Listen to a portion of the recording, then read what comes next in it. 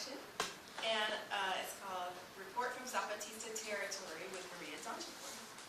In January 1994, the Zapatistas took the city of San Cristobal in an armed revolution to fight for the rights and freedom of the indigenous people of Chiapas. This rebellion has not died down since '94, although the media is ignoring it. The Zapatistas now function in complete autonomy from the Mexican government and have formed their government without hierarchy and based in consensus. Maria Donchipor visited one of the Zapatista communities, and while by no means an expert, wishes to share some of the history of the movement and some of the native language she learned there. And I don't know how to pronounce this, but I'll give it a shot. Tzotzil? Tzotzil. Yeah. There will be an engaged discussion in order to practice some of the ideas that emerge from the language that can help us in our organizing to fight the forces that destroy our communities, as well as the ones in southern Mexico and around the world. Maria grew up in San Francisco and has attended many Occupy forums and Occupy events. She's interested in dance, social justice, and political change. She's a Division II student at Hampshire College in Amherst, Mass. And we also just got word that another person who's been with the Zapatistas for a long time will be joining us to augment Maria's presentation. It's a friend of Steve Jacobson, and he's going to bring her around 7, and we'll see, how this all fits together. We'll work it out as it comes. So Maria, with great joy, I bring you this person who's amazing to me, an amazing person. Okay.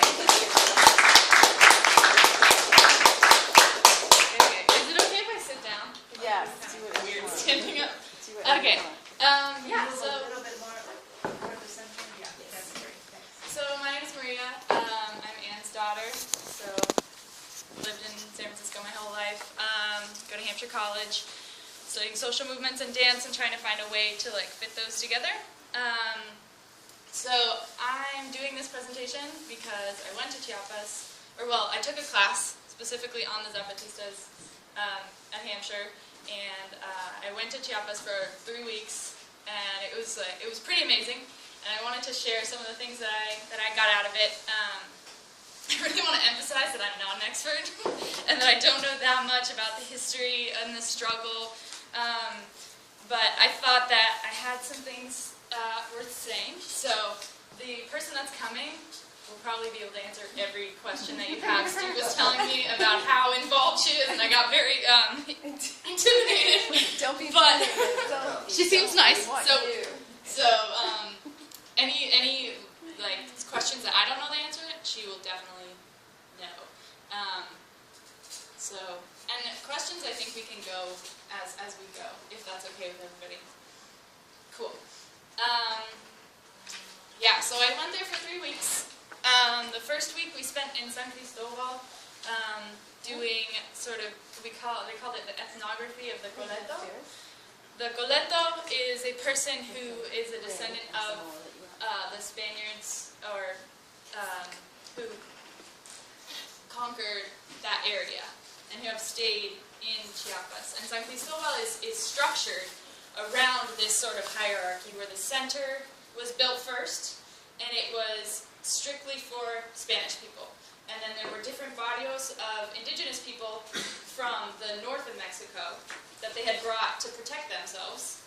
And then there were specific churches planted for diplomacy. So the city is structured in this way, this very racist way.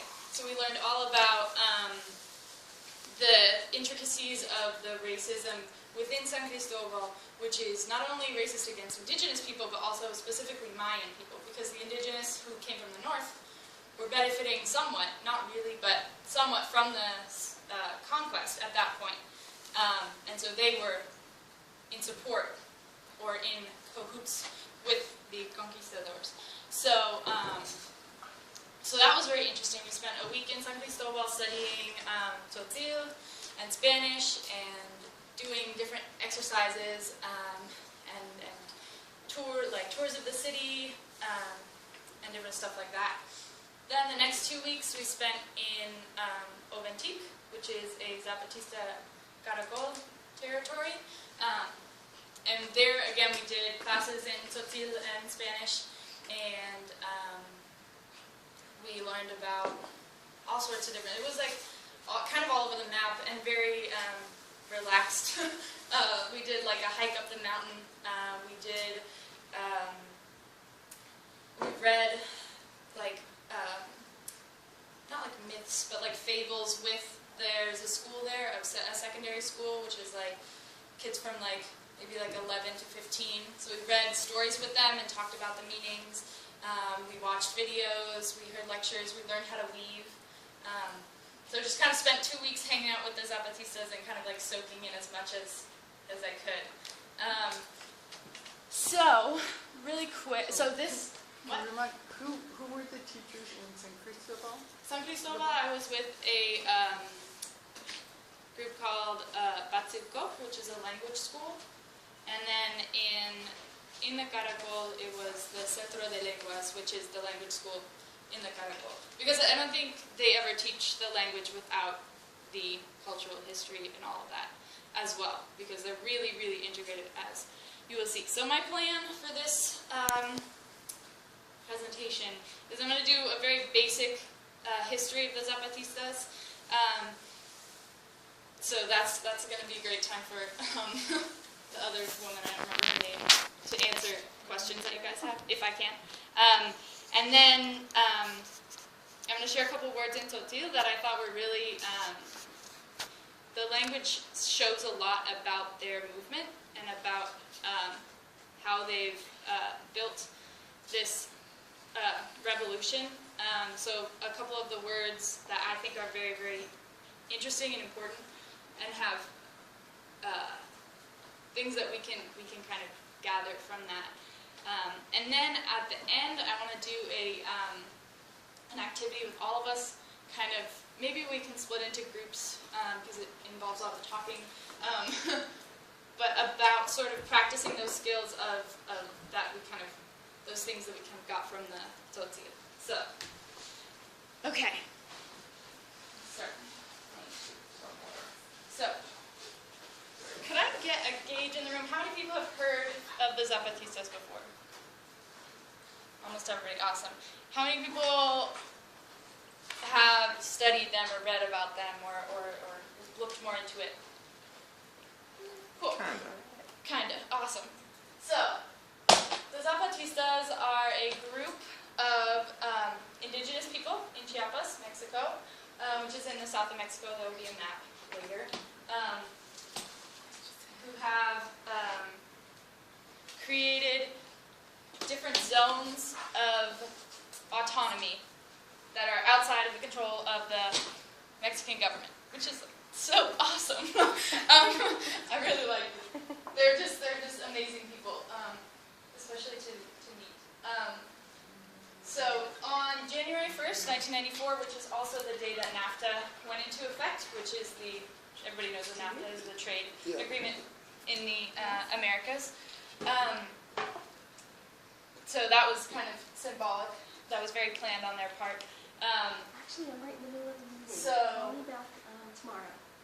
But 1994 was a big day. They took San Cristobal. They had an armed revolution, so they all had guns. But this struggle has been going on for a long, long, long, long time. Starting with the conquest, and even before the conquest. It kind of came from the Mayans. They had their big empire, right? And it was very hierarchical. And there was a crash. And there are a lot of different theories about why that happened. Some people think it was climate related. There are other ones. That's the one I've looked into. But after that, what my teachers told me at Batsilco was that the Mayans who had survived this collapse realized that that didn't work. That way of organizing didn't work. So they created, or tried to create, a more lateral way of governing where everyone was involved in decision making. And I'm not super familiar with exactly how that was, and I don't know if anybody really knows. But they were using this form of government, and then the conquistadors came and just kind of ruined everything. And they've been struggling to get back there for 500, 900 years. So it's been a long time coming for these people. It's like in their genes and it's in their blood, this struggle of trying to get their autonomy back. So one of the ways that we saw this struggle in San Cristobal was through the churches, because the Mayans were enslaved or not paid very well, or forced to build these churches, these Christian churches, and they put their own symbols in the church as kind of like a sign that they were still keeping their culture alive. So all of this leafy stuff is maize, is corn plants. All these churches were very beautiful, and this is kind of a bad picture. I took it, but I don't know why I didn't put it all the way up again. But this spiral is very, very important to the Mayans, and it's under the pulpit. It's holding up the pulpit where the preacher would stand. So this Mayan symbol is holding up. It's very symbolic. The Mayan symbol is holding up this structure of oppression, basically. So the struggle has been going on forever. These are very old churches. So a quick, yeah. So you said it was okay to interject? Yeah. Okay. So it's amazing. That is like, those two photos too are so amazing. Because I've been to Mexico but not seen anything quite like that. But what's amazing is Mexico to this day has like a really unique form of Catholicism and Christianity. It's called like a synchronization. Yep, there we go. Synchronization. I couldn't say it in Spanish or English, but there we go. And they really have blended. It's almost like basically a new religion for the most part. Where they've kept a lot of the indigenous ways, making rituals, and all of that, and formed this new. Certainly it varies throughout the country, but my God, it's super interesting what's been created there. It's a whole new phenomenon. Yeah, and by the way, that kind of thing happened all over Latin America and the Caribbean. Mm-hmm. Yeah. So the timeline. So a group called the Fuerza de Liberación Nacional was a group in Mexico City in the 80s, and they decided, and I don't know if you probably know the name Marcos. He was part of that group. Mm-hmm. Him and his group, they decided to go to Chiapas, and they were like, we're going to organize the campesinos, and we're going to start a revolution. So they went to Chiapas, and they started to. There are a lot of really great stories about how terrible it was in the jungle and how they had a lot of trouble because they had to walk everywhere. There were no roads, and they realized that what I just said, that these people had been struggling for so long, and these mestizos from Mexico City, thinking they know everything, come, and these people know already. So they had there was that sort of shift of these. It comes from the groundwork. It comes from the people. So in 1983, the formation was the formation of the Ejército Zapatista de Liberación Nacional, which was the army part of the Zapatistas. And so it took them a whole 10 years, or 11 years, to organize this revolution, or this revolt, the armed revolution in 1994. So when you're doing your work and you feel like nothing's happening, just remember, it took 10 years, more than 10 years probably for the Zapatistas to get, and well, it took 900 years for the Zapatistas to really gain their autonomy. Yeah. What do you know about, besides the military part of that, what happened during those 10 years, what other kind of infrastructure or organizing were they doing? Like, what kind of things did they try and set up before they actually launched? Like, did they have meetings like this? Yes, right. Or were they starting farms, or were they doing that kind of ground stuff? They were already farming. Right. I don't believe that there was any work on the clinic in that time, but I'm not really sure about that stuff. But I know that they spent those 10 years definitely drafting the first declaration of the Lacandal jungle, which is their first thing that they read out. The women were really hard at work because there was a lot of lot of patriarchy. Some women weren't even allowed to leave their house without their husband's permission. We went to a place that was not actually Zapatista territory, but we visited a women's collective in Candelaria, and it was crazy how these women were just sitting there with all this like amazing, beautiful stuff that they made, and we were like, so how did you begin your collective?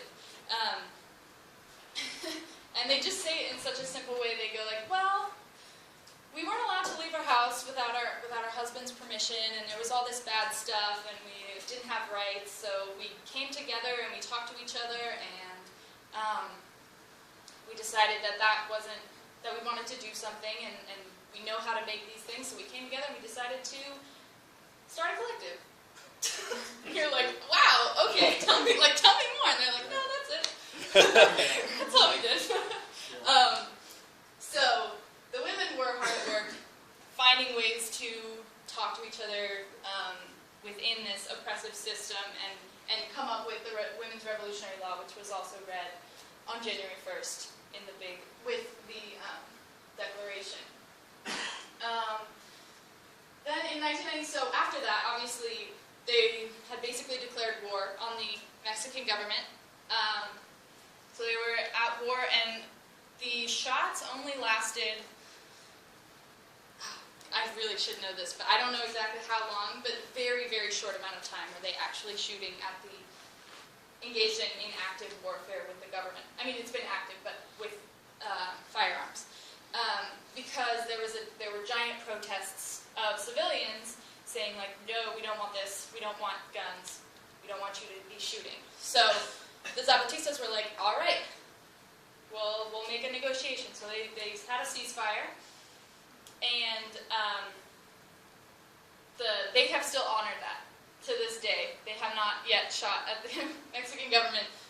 The Mexican government, on the other hand, has done a lot of terrible things. So that began their negotiations. In 1996, the San Andres Accords were signed, which were some agreements between the Mexican government and the Zapatistas, which were, at the time it looked really, really promising. But the Mexican government just ignored them, ignored these agreements that they had signed. So in 1997, the Zapatistas decided that negotiating with the government was not helping them and was not what they wanted to spend their energy on. So they decided not to negotiate. Yeah. You know, what you said, just to back up a little bit, is so critical. Because as far as I understand too, and I've worked a little bit with the Chapel Support Committee in Oakland, but it's so critical. You know, I think us as activists, I mean, I don't speak for anybody else but myself, but you know, on a couple of things. First, you're absolutely right in terms of it was not nonviolent. Right? This was a revolution, and it still is, and I definitely like the word. It's not more than a revolt, but it was not nonviolent. Yet, they were extremely restrained, and there's very little bloodshed, right, let's say, right? So, they had a diversity of tactics, et cetera, They had thought about this for theory and everything, and, but it's very interesting. I mean, the violence, overwhelmingly, like you said, has been from the Mexican state.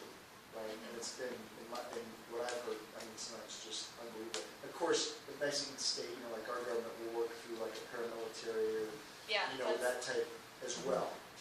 But it's amazing how they have done and how they started, how they've kept, ground and this revolution going using almost no violence, per se, and been able to basically defend to a large extent, what they have. I don't know how much it's grown. I'm sure we'll talk about that later. But anyway, it's just I thought I would point that out because us and activists, we're it's always about nonviolence, which I support as well. But again, it's like don't forget who the violent ones often are. It's the Mexican state or our government. As we see with Black Lives Matter and all that. So.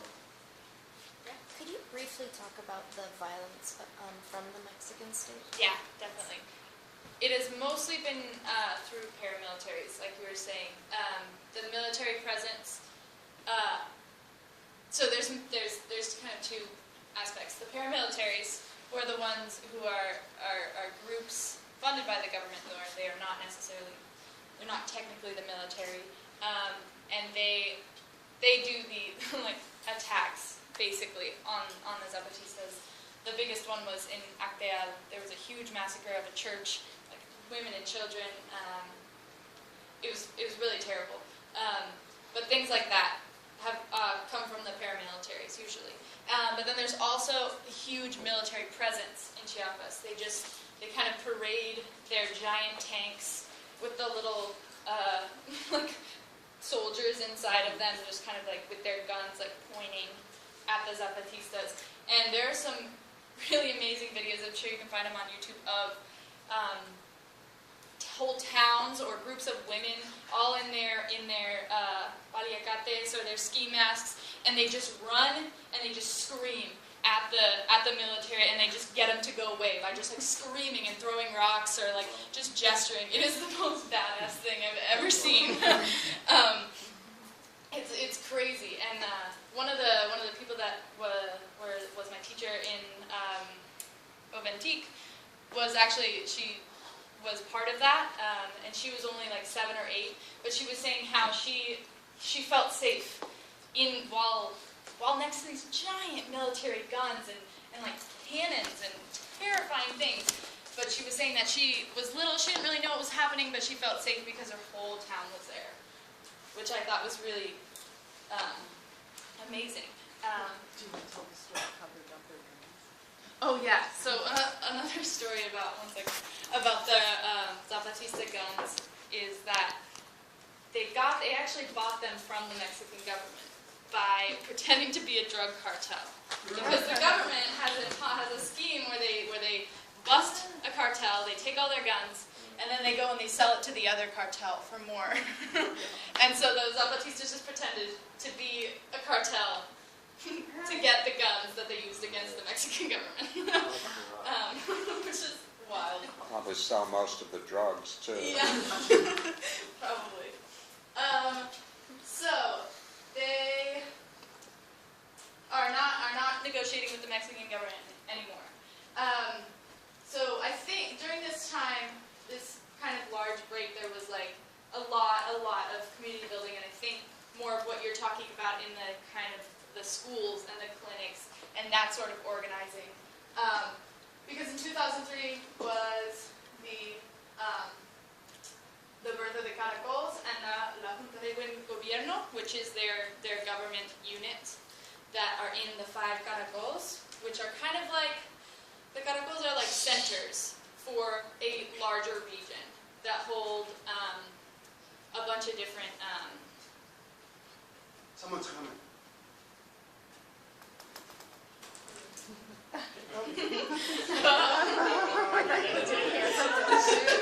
Bienvenido, bienvenido. I'm Marco.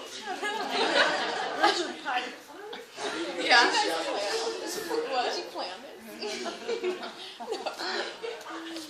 Can't even see out of one eye. I think he's very experienced. Ski mask. All right, Come on down.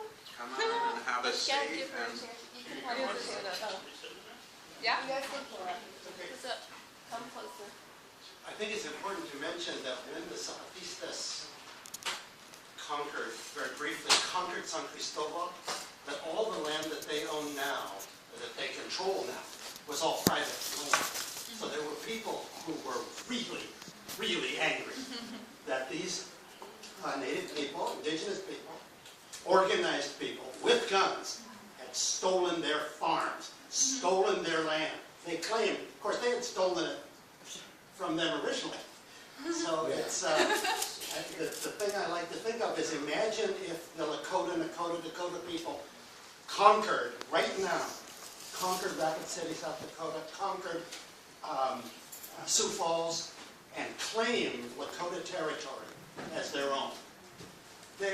Shit would hit the fan, literally. It would be secession, which is what happened in Chiapas. And the forces of the United States, even though the Sioux people or the Dakota people have never given up the Black Hills, they still technically own the Black Hills. Imagine if they claimed it and were defending it and driving off the Anglo landowner. I think they may have tried that a couple times. Yeah. Well, wounded in. You want to get introduce yourself? Introduce yourself. Steve, introduce your friend. Do you want me to introduce myself? I'm Well, Debbie. You could He wants to do it. No, but make it in the middle of your presentation. Yeah. Yeah, but no, this is good. 'Cause she knows more of the answers than You we want to have tell to. maybe. She wanted to come in after your presentation. But when, I'll introduce, okay, Mary Ann Tenuto, probably one of the best activists I've ever known. And a lot of us, no, but a lot of us are, this one, right here, this one. Anyway, a lot of us are involved in all kinds of, actions, and we support all kinds of groups. But there are people that just focus on one issue. Some of us are multi-issue. 10 minutes, quarter after. Okay. I'll send someone in. I mean, there are people that, like I say, are multi-issue people. I'm one of those. But Mary Ann Tenuto, she's a retired lawyer for a union lawyer. But since 1994, when the Zapatistas raided San Cristobal de las Casas, and it first became known, she's been one of the #1 supporters on the planet. She created a group called Chiapas Support Group, and is taking delegations to Chiapas, sometimes 2-3 times a year for 20 years, plus years. She's met Marcos. I went with her twice, and it was amazing because we go out in the Lacandon jungle into the Zapatista communities, and it's all dirt roads, and anybody like myself would be lost in 10 minutes. For 3 hours, we're in a van with 10 people, and she's telling the driver, turn right, turn left, in the middle of nowhere. She knows how, 3 hours later, we arrive. She knows the jungle's like the back of her hand. The Chiapas Support Group that she has directed and created for 20 years has created pharmacies in Chiapas, has brought doctors there to help people there,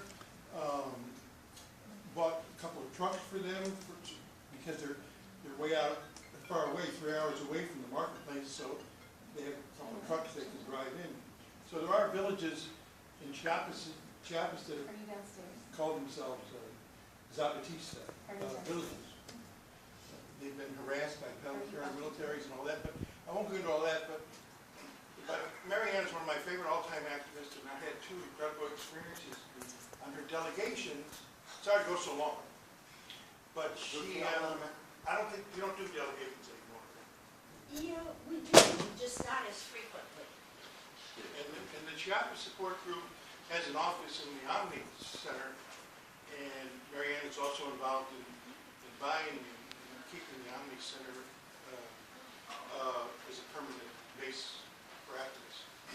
So with that, Let's get back and then to Mary Ann where shocked we- me again tonight, and Dwight knows her from, I know Mary Ann. She was our primo lawyer for the U.S. United Stanford Workers. We were pretty radical union back in the day. We were indeed. So it's a good coincidence, or a nice coincidence, we know. and I almost passed out when she told me she's going to be 80 this year.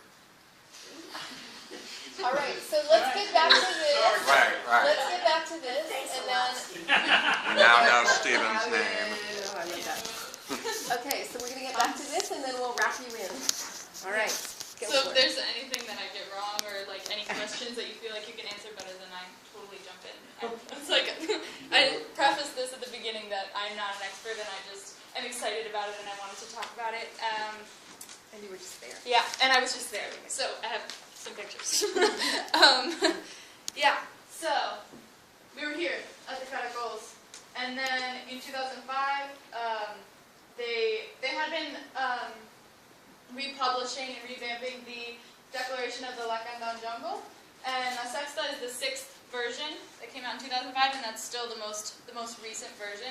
And if you can get your hands on a copy, do it because it is super awesome. What is it? Is And it a you book? can, huh? Is it a book? It's their declaration, but it's like it Oh, can oh. be in a little pamphlet. I forgot mine, but it's in Spanish. I don't know if it can be.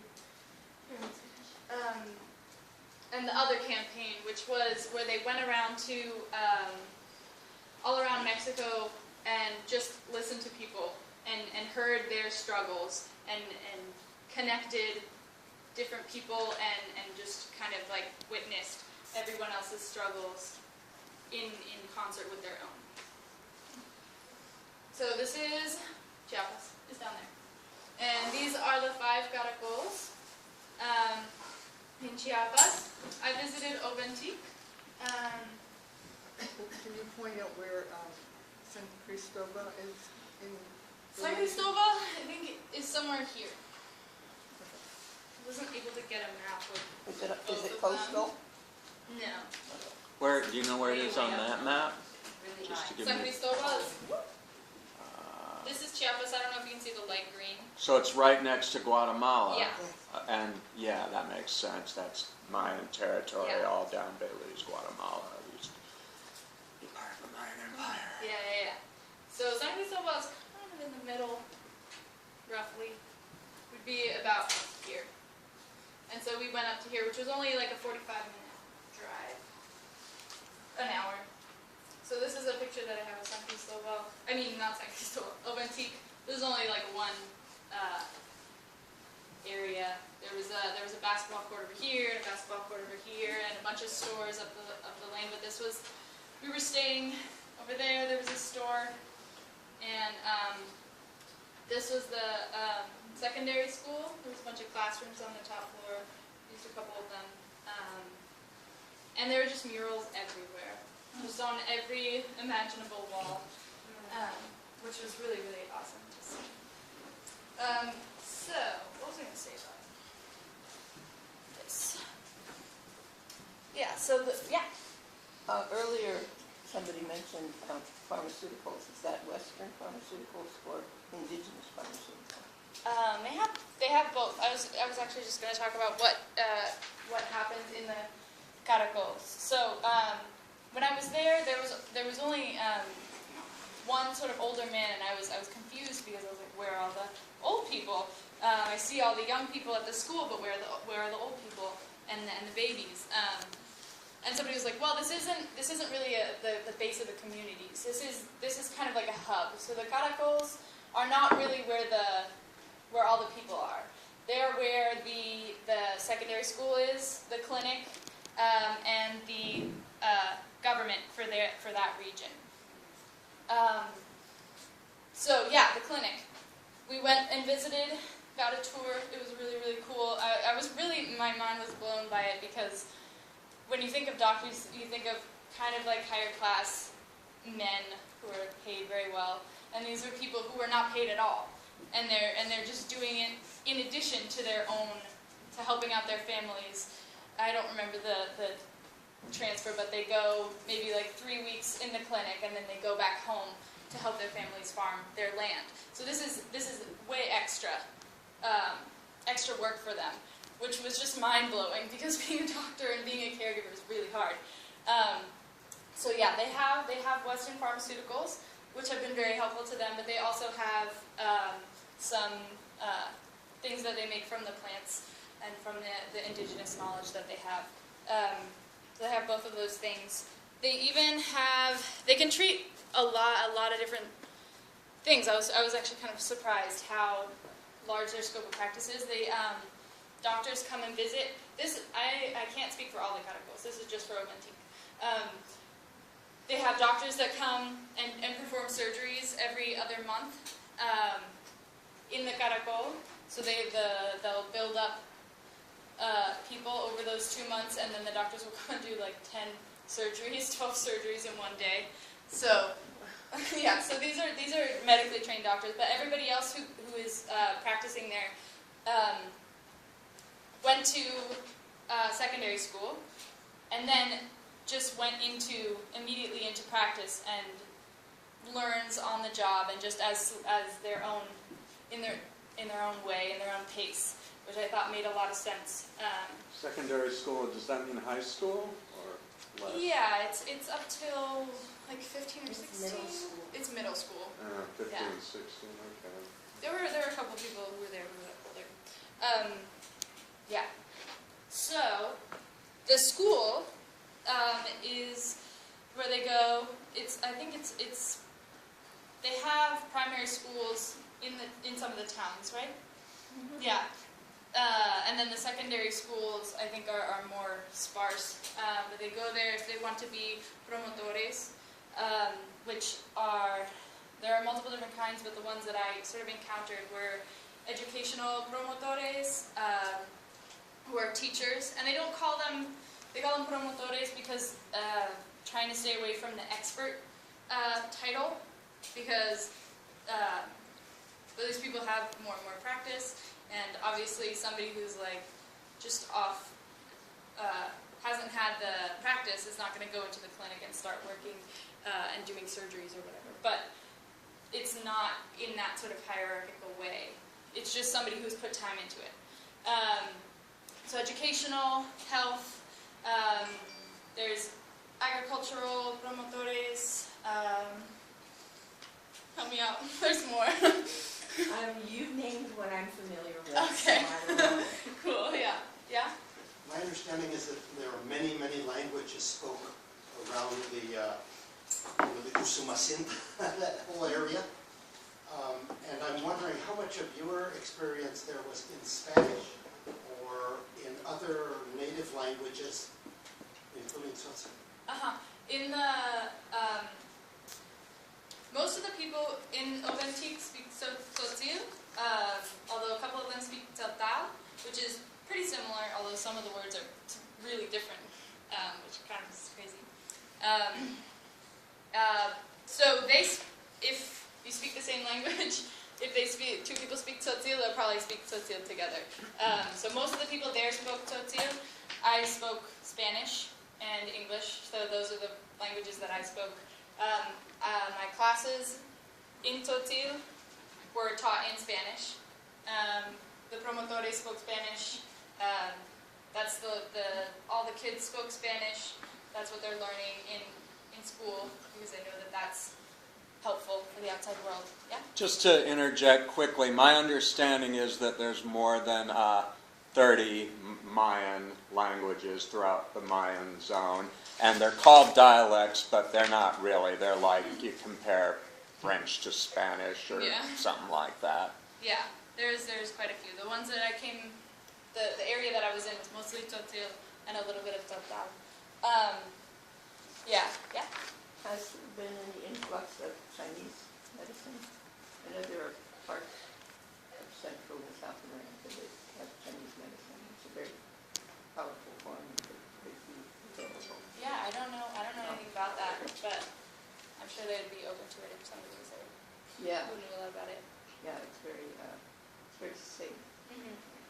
It's optimized what we're Yeah. doing on. Yeah, totally. It's not without risk. Anyway, and then there's the La Junta, which is the government sort of unit. I am not as familiar with the Junta. I was not allowed to go see them, but how it was explained to me kind of looks like this, but like a little bit more complicated. When decisions happen, they start in each of the towns, and the towns have assemblies, and they come to a decision or some sort of proposal, and they can send it up the chain. If it affects more than their town, they can send it up the chain, and there are like zones and regions, which I left out of this for the sake of my presentation. But each of the towns will send proposals to, if it affects a larger region, to the bigger assembly. And once they reach a decision there, they bring it up. And if it affects the whole region of Oventik, then they'll send it to the La Junta, which is in Oventik. And they will, and through representatives, and they will make a decision. But before that is set in stone, or, well, nothing's really ever set in stone, but decided upon, they have to send it all the way back down to see if everybody agrees. So it takes a long time, but Sounds familiar. they do it. They're still here. 25 years later, they're still here, and this is how it worked. It was, yeah. I didn't get to go see them, but my friend did, because he was a lot. You might like ask a question to the educational promotor, like, oh, can I help with this, or can I do this? And they'd be like, oh, well, you can ask La Junta if you can do that. And so my friend Miguel wanted to know more about their theater program, because they were always having like theatrical performances, and that's what he's studying. So he was really excited about it. He wanted to interview somebody about it. So he went to the La Junta. He asked somebody, and they were like, oh, we'll go ask if you can go see them. So he went to go see them, and they said, write a proposal. So he went back, and he wrote a proposal about his what he wanted to do, and why he was asking these questions about this theater thing. And then he gave it to them, and then he went back, and they decided to not let him talk to the people for whatever reason. But they read his proposal, and then they deliberated on it. So these people who sit on the junta, there was 7 of them. I don't know if there's always 7 or if that happens. But fun fact, 5 of them are women, which was awesome. Yeah. But these people are also not paid. They do this in addition to their work at home, and yeah. So they are trusted with decisions like that. Like, can Miguel talk to us about do an interview about theater? Like, they're trusted with making those decisions. But decisions that affect large amounts of people, they always check to see if. Can I ask you? Yes. So what's the setup of the junta? I mean, the number of people, is it not a president, but some sort of lead, not a leader, but is there like a governing board or something, or? Yeah, I don't really know, because I didn't. Maybe you can jump in here. The junta is made up of representatives that are elected in the municipalities, which is like a county, and each of the caracoles that she described have different numbers of counties within them, or municipios in Spanish, and there's a representative from each one on the junta, and usually there's somebody, they rotate. I am not as familiar with Olentique as she is. The caracol that I work in is La Garucha, and it's in the jungle. And the way that they work is they rotate every 10 days who's on the junta, so that a different representative comes in from each county every 10 days. And that's how they make their decisions. It was really awkward when they first started it in 2003. Oh my God. It was like you could not get an answer out of anybody. But then they began to like keep good records and kind of do a briefing when the new group would rotate in. And now it's pretty smooth. They've made it work. Okay. And there's different layers of authorities in each zone. The zone is the caracol. They have all kinds of different breakdowns from a region to the municipality to the community level, and all of it has to do with decision making, with authority for doing different things. And this is only the civilian side of the EZLN. They have 3 parts to it. So we're talking here about the civilian arm. Yeah, well, that was pretty much all I have for my basic Zapatista crash course. So I don't know if you have things you want to say.